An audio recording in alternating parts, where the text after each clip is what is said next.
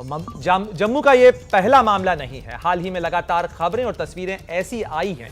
महाराष्ट्र के कोल्हापुर में डॉक्टर के सामने ही एक मरीज को दिल का दौरा पड़ा। गनीमत रही कि समय से इलाज मिल जाने की वजह से उसकी जान बचाई जा सकी। तो वहीं उत्तर प्रदेश की बरेली में जन्मदिन की पार्टी में डांस कर रहे युवक को अचानक दिल का दौरा पड़ा, उसकी जान बचाई नहीं जा सकी। इसी तरीके से उत्तर प्रदेश के मैनपुरी में गणेश चतुर्थी के कार्यक्रम में भी कई कलाकार मंच पर ही गिर गया, दिल का दौरा पड़ने से उसकी भी मौत हो गई। तो ये कुछ घटनाएं हैं, कुछ उदाहरण हैं जो बताते हैं कि किस तरीके से ये गंभीर खतरे के तौर पर उभर रहा है और लगातार हमारे इर्द गिर्द आसपास इस तरीके की घटनाएं हो रही हैं। क्यों हो रही हैं ये घटनाएं, इस पर बातचीत करने के लिए हमारे साथ नेशनल हार्ट इंस्टीट्यूट के सीईओ और मुख्य सर्जन डॉक्टर ओपी यादव जुड़ गए हैं। डॉक्टर साहब, एक और घटना, इसने एक बार फिर इस गंभीर खतरे को हमारे सामने खड़ा कर दिया है। आसपास लगातार इस तरीके की घटनाएं हो रही हैं कि अचानक से दिल का दौरा पड़ता है और एक शख्स जिसे बचाया नहीं जा सकता है और एक और संख्या बढ़ जाती है। क्यों हो रहा है ये सब कुछ?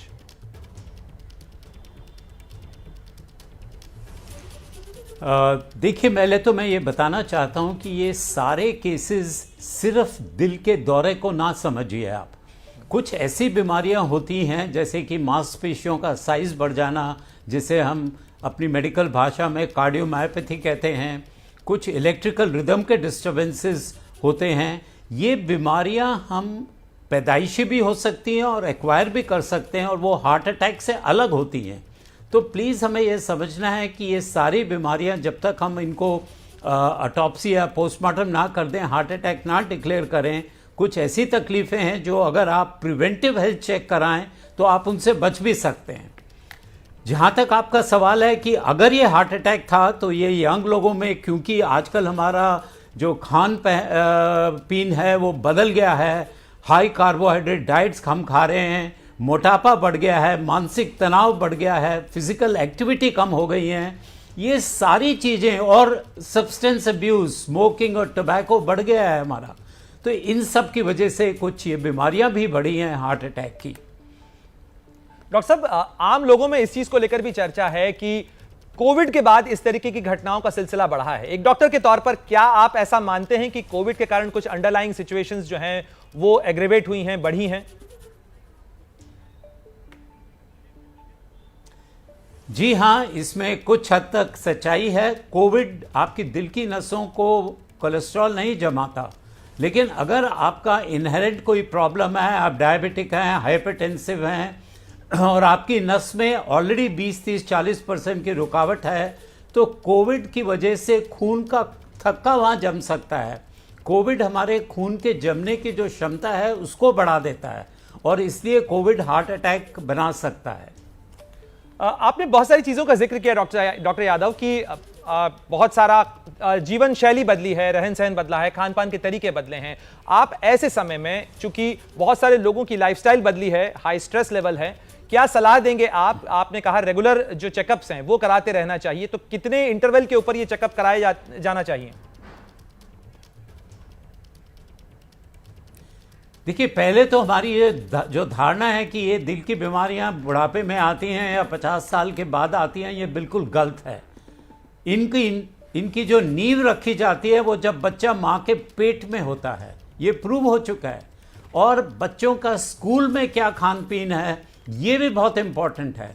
तो एक तो बच्चों की स्कूल हेल्थ चेक होनी चाहिए, उनका मोटापा कंट्रोल हो, उनके ब्लड प्रेशर का माप होना चाहिए, उनकी शुगर की माप होनी चाहिए।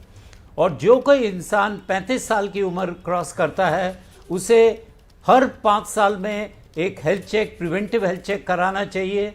50 साल की उम्र में ये हर 2 साल में हो जाना चाहिए और 60 साल की उम्र में ये एनुअल चेक हो जाना चाहिए। ये बेयर मिनिमम है। डॉक्टर यादव, आप नेशनल हार्ट इंस्टीट्यूट के सीईओ हैं, सर्जन हैं। आपके पास अगर आंकड़ों को देखें, आप एम्पिरिकल डेटा अगर कुछ शेयर कर सकें, क्या आपके पास इस तरीके के मामलों की संख्या बढ़ी है बीते कुछ समय के अंदर? जी हाँ, ये कोविड के टाइम भी जो मायोकार्डाइटिस या inflammation of the heart muscle है और हार्ट अटैक जो अपेरेंटली नॉर्मल या हेल्थी इंडिविजुअल्स में होता है, कोविड के बाद इनकी संख्या बढ़ी है। और अगर हम सीरियली देखें तो हम देख रहे हैं आज की तारीख में लगभग 1 in 5, मतलब 5 में से 1 हार्ट अटैक 40 साल से कम की उम्र में हो रहा है, और पिछले 10-15 साल में 2 से 3% पर साल की वृद्धि, तो साइंस के लिटरेचर के काफ़ी डेटा है उसमें वृद्धि दिखाई गई है। तो ये कोई सोच नहीं है, ये बिल्कुल ऑथेंटिक फैक्ट है कि ये बीमारी यंग लोगों में भी होती है और इसकी संख्या अब बढ़ रही है। डॉक्टर यादव, क्या भारत के अंदर चूंकि बहुत सारे ऐसी इस तरीके की रिसर्च हुई, स्टडीज हुई जिसके अंदर कहा गया कि डायबिटीज प्रोन ज्यादा है भारत की आबादी, आपका एनालिसिस, आपकी स्टडी क्या कहती है? क्या भारत के अंदर कुछ संख्याओं में ज्यादा बढ़ोतरी देखी जा रही है या ग्लोबल फिनोमेना है? बिल्कुल ग्लोबल फिनोमेनन तो है, लेकिन ग्लोबल फिनोमेनन में भारत सबसे ऊपर है। हम तो इंडिया को diabetes capital of the world कहते हैं, और ये हमारी जेनेटिक प्रीडिस्पोजिशन है। अगर आप देखें कितने वेस्टर्न लोग हैं, स्पेशली आप रशियन ब्लॉक कंट्रीज़ के लोग देखिए, 150 किलो के होंगे, उनका मेजॉरिटी ऑफ वेट उनके कंधों में है, उनके हिप्स में है, उन्हें हार्ट अटैक नहीं होता। और हम मुश्किल से 50 किलो के हैं, लेकिन हमारा पेट बाहर निकला हुआ है, जो हम तोंद बोलते हैं या विसरल ओबेसिटी बोलते हैं, और वो 2 किलो शायद वजन फालतू होगा, लेकिन वो हार्ट अटैक देता है। तो ये हमारी टेंडेंसी है कि हमारे अंदर इंसुलिन रेजिस्टेंस है, हमारे अंदर मोटापा ज़्यादा है, और हमारी जो चर्बी की डिस्ट्रीब्यूशन है उसमें अच्छी चर्बी जो एचडीएल कोलेस्ट्रॉल कहलाता है वो कम है, और जो ख़राब चर्बी है ट्राइग्लिसराइड्स और एलडीएल वो हमारे अंदर ज़्यादा है। तो एंटायर साउथ ईस्ट एशिया में अनफॉर्चुनेटली हमारी जेनेटिक प्रीडिस्पोजिशन है इन बीमारियों के लिए। डॉक्टर यादव, क्या आप खानपान बदलने की भी सलाह देंगे? क्योंकि भारत में जो आमतौर पर खानपान है उसके अंदर ऑयल का कंटेंट थोड़ा सा ज्यादा है, तो क्या आप बदली हुई जीवन शैली के मद्देनजर, इन अंडरलाइंग सिचुएशन के कारण, कंडीशंस के कारण, क्या ये भी सलाह देते हैं अपने पास आने वाले लोगों को? बिल्कुल ये सलाह देते हैं। ये WHO और FAO वर्ल्ड की जो फूड एंड एग्रीकल्चर ऑर्गेनाइजेशन है उनके स्टैटिस्टिक्स हैं कि हम इन देशों को गरीब देश जरूर बोलते हैं, लेकिन यहाँ पे हमारा consumption of saturated fats, consumption of simple carbohydrates, ये बल्कि 2.5 से 3 गुना बढ़ गया है। तो किस तरीके से हम कमज़ोर हैं या एक गरीब देश हैं? तो ये बहुत ज़रूरी है कि जब हम अपना सैचुरेटेड फैट या तली हुई चीज़ों का सेवन कम करें, हम ये भी रियलाइज़ करें कि ये जो सिंपल कार्बोहाइड्रेट्स होते हैं, मैदा की चीज़ें हैं, सफ़ेद डबल रोटी है, सफ़ेद आटा है, जितने आपके कन्फेक्शनरी प्रोडक्ट्स हैं, केक, पेस्ट्रीज़ और जो बिस्किट्स, मीठी चीनी, प्लेन सिंपल चीनी, हम चाय में 3-3, 4-4 चम्मच चीनी डाल के पीते हैं। तो सिंपल कार्बोहाइड्रेट्स भी बहुत इम्पॉर्टेंट हैं, यही शरीर में जाके कोलेस्ट्रॉल और ट्राइग्लिसराइड बनते हैं। तो हमें ना कि अकेली फैट की और सैचुरेटेड फैट की मात्रा कम करनी है, हमें अपनी सिंपल कार्बोहाइड्रेट जिसमें Coca Cola, Campa Cola, aerated drinks सारे आते हैं, इनका भी सेवन कम करना है। तो बहुत ज़रूरी है कि हम मोटा अनाज खाएं, जो हमारे पुराने लोग खाते थे, मडवे की रोटी, बाजरे की रोटी, गेहूँ चने की रोटी, मल्टीग्रेन लीजिए रादर दैन टेकिंग रिफाइंड आटे की रोटी। लेकिन डॉक्टर यादव, सवाल इस चीज को लेकर भी उठता है, अगर जवान आदमी का दिल इतना कमजोर हो रहा है, जिस उम्र में कोई एक्सपेक्ट नहीं करता है कि दिल की बीमारी हो सकती है, और इसीलिए कई बार ये भी देखने को मिलता है कि लापरवाही हो गई, लोगों को पता ही नहीं चलता है, लोग इसे गैस का दर्द मान लेते हैं, हार्ट अटैक को पढ़ नहीं पाते हैं। क्या क्या अंडरलाइंग सिचुएशन, क्या कंडीशंस होती हैं, क्या इंडिकेटर्स होते हैं जिन पर बेहद सावधानी से ध्यान देना चाहिए? देखिए, अगर किसी के परिवार में सडन कार्डियक डेथ की हिस्ट्री हो या सडन डेथ की हिस्ट्री हो, या किसी परिवार में एक जवान व्यक्ति की अनएक्सप्लेन मृत्यु में, एक्सीडेंट की बात नहीं कर रहा, अनएक्सप्लेन मृत्यु हुई हो, या अगर किसी अपने आप को इंडिविजुअल को अचानक चक्कर आके गिर जाना हुआ हो, या छाती में भारीपन या दर्द हुआ हो जिसे वो एक्सप्लेन नहीं कर सकते। अगर मैं किसी से टकरा गया हूँ और मेरे छाती में दर्द है तो ठीक है, लेकिन अगर मैंने कुछ गलत खाया नहीं और अचानक मेरे को भारीपन हो रहा है, दर्द हो रहा है, या गैस में समझता हूँ या एसिडिटी समझता हूँ, तो वो हमें ध्यान रखना चाहिए कि ये हार्ट अटैक हो सकता है। सो अनएक्सप्लेन्ड सिम्टम किसी भी तरीके का हो, आपको डॉक्टर की सलाह लेनी चाहिए।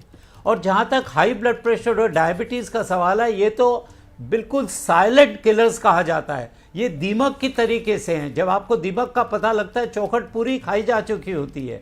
तो उसी तरीके से जब तक आपको डायबिटीज़ और हाइपरटेंशन का सिम्टम से पता लगेगा, तब तक तो आपका हार्ट में डैमेज हो चुका है। तो हमें अपना ब्लड प्रेशर नापना चाहिए और ये स्कूलों में नापा जाना चाहिए बच्चों का। और ब्लड प्रेशर के अलावा हमें शुगर भी टेस्ट होनी चाहिए, ताकि हम उन लोगों को जिनकी डायबिटीज़ के सिम्टम नहीं आए हैं, उससे हम पकड़ सकें।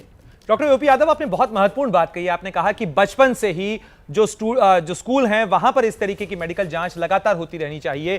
क्या डॉक्टर्स के नाते क्या स्वास्थ्य मंत्रालय से आप आग्रह करेंगे कि स्कूल एजुकेशन को इस तरीके के डायरेक्टिव्स दिए जाने चाहिए, रेगुलरली ये चेकअप होने चाहिए? बिल्कुल। एक तो ये आपको मैंडेटरी होना चाहिए कि हर स्कूल के बच्चे की मेडिकल एग्जामिनेशन होगी। उसमें उसकी सिर्फ आँख ही नहीं टेस्ट होनी चाहिए, उसका पेट की सर्कमफ्रेंस जो हम बोलते हैं वो देखा जाना चाहिए कि बच्चे का मोटापा तो नहीं है, उसका बॉडी मास इंडेक्स देखा जाना चाहिए, उसका ब्लड प्रेशर शुगर देखा जाना चाहिए। बट इसके अलावा स्वास्थ्य मंत्रालय और शिक्षा मंत्रालय को ये भी देखना चाहिए कि ये स्कूल की कैंटीन में आप क्या सर्व कर रहे हैं। आप देखिए, हर कैंटीन के अंदर कोका कोला, कैंपो कोला और ब्रेड पकौड़ा और समोसा मिल रहे हैं। ये स्कूल्स भी अपने कमर्शियल इंटरेस्ट को देखते हैं कि वो बिके। हेल्थी फूड ही स्कूलों में सर्व होना चाहिए और स्कूल की कैंटीन में बिल्कुल इन चीज़ों का सर्विंग या बेचना बैन हो जाना चाहिए। शुक्रिया इस तमाम जानकारी के लिए डॉक्टर ओपी यादव। बहुत महत्वपूर्ण बात आप कह रहे थे और लगातार दिल का ख्याल रखा जाना जरूरी है। और जो सलाह आपने दी, मुझे विश्वास है कि एबीपी न्यूज को देख रहे तमाम दर्शक भी इस सावधानी को बरतेंगे, बच्चों की सेहत का भी ख्याल रखेंगे। और अब आगे बढ़ने से पहले जरा एक नजर देख लीजिए क्या है आज की बड़ी खबर।